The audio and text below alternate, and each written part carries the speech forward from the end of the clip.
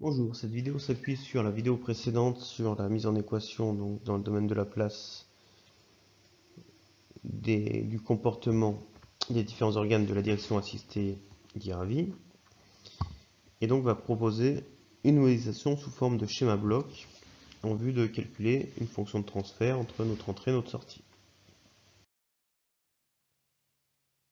Donc si l'on s'appuie sur le schéma bloc réalisé à l'aide de l'architecture de notre système dans la vidéo précédente, on va pouvoir chercher à remplacer ces différents blocs, donc pour l'instant nommés par les éléments technologiques réalisant ces blocs, par leur fonction de transfert.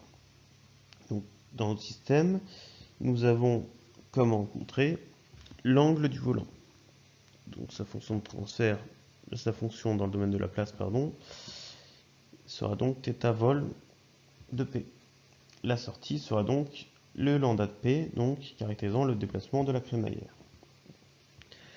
Si on s'intéresse à l'équation dans le domaine de la place traduisant le comportement du réducteur en entrée, on va pouvoir donc remplacer ce bloc-ci par sa fonction de transfert, qui est donc ici un gain pur petit r. Si on s'intéresse maintenant au bloc qui permet de faire la comparaison entre l'angle du plateau 1 et l'angle du plateau 2, on va pouvoir remplacer ce bloc par un comparateur et donc un gain pur K1 qui permet d'obtenir x de p, le déplacement du tiroir. Si l'on s'intéresse au distributeur, on a une relation proportionnelle entre le déplacement du tiroir et le débit envoyé au V1. Donc on peut obtenir ce gain pur K2. Le V1, on a identifié trois équations permettant de caractériser son comportement. Une équation donc issue du principe fondamental de la dynamique, une équation reliant le débit avec la pression dans la chambre du V1 et une équation reliant donc la pression dans la chambre du V1 et l'effort du piston et donc exercé sur la crémaillère. Donc ces trois équations vont nous permettre d'obtenir ces différentes fonctions de transfert avec ces différents comparateurs. Donc il est important ici de bien comprendre que le retour S de P ici n'est pas dû à un capteur, hein. C'est dû à un comportement physique. Ensuite, si on s'intéresse à la crémaillère, nous avons donc une relation proportionnelle entre le déplacement de la crémaillère et la rotation du pignon.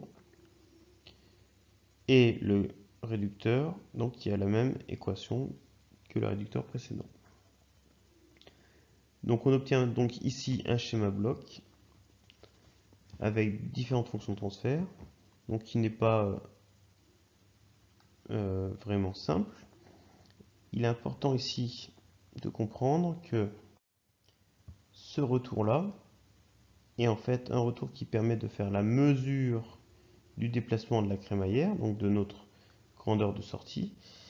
Et donc, généralement, sur la plupart de nos systèmes asservis, on a ici un capteur. Donc ici, c'est un asservissement qui est purement mécanique. Donc on n'a pas de capteur à proprement parler, mais c'est un système mécanique qui permet de faire la mesure. De la même façon, cette comparaison ici entre l'image de notre entrée et l'image de notre sortie est réalisée mécaniquement avec un système mécanique de biellettes et de plateaux. Sur la plupart des systèmes asservis que nous étudierons, cette comparaison sera faite numériquement par un système numérique de contrôle. Ici, ce système a la particularité de n'avoir aucun organe électronique et donc d'être uniquement un système asservi mécaniquement. Donc un système asservi mécaniquement, avec ici un système mécanique qui permet de faire la mesure de la grandeur de sortie et la comparaison ensuite entre la grandeur d'entrée et la grandeur de sortie, pour ensuite commander un système hydraulique.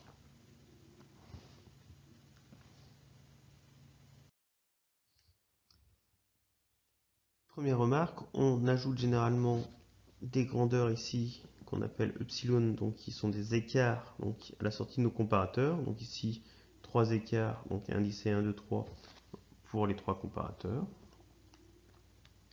Ensuite, il y a des notions très importantes à comprendre, qui sont la différence de nos grandeurs physiques variables dans notre schéma bloc et des paramètres constants. Les grandeurs physiques variables sont les grandeurs qui transitent entre les blocs et donc qui vont évoluer en fonction du temps, alors que les paramètres constants à l'intérieur de nos fonctions de transfert, ici donc tous ces termes en noir, ne vont pas évoluer. Donc ça c'est dû au fait que l'on travaille sur la modélisation de systèmes qui sont invariants. Donc ces termes-là pourront être des termes liés donc à la géométrie de notre système. Donc on peut relever ici le S, ici le grand R, aux caractéristiques donc mécaniques de nos systèmes, donc par exemple ici des masses ou des frottements liés au déplacement de l'huile. Mais donc on n'aura jamais de grandeur physique variable dans ces fonctions de transfert.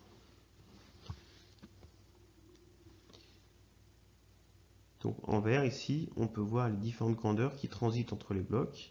Ce qu'il est important aussi de bien comprendre, c'est qu'à chaque comparateur, il faut donc comparer des grandeurs comparables. Donc ici des radians avec des radians, ici un débit avec un autre débit, et ici un effort en newton avec un autre effort en newton. Donc on peut voir ici les différentes grandeurs qui sont véhiculées par nos flèches de notre schéma bloc.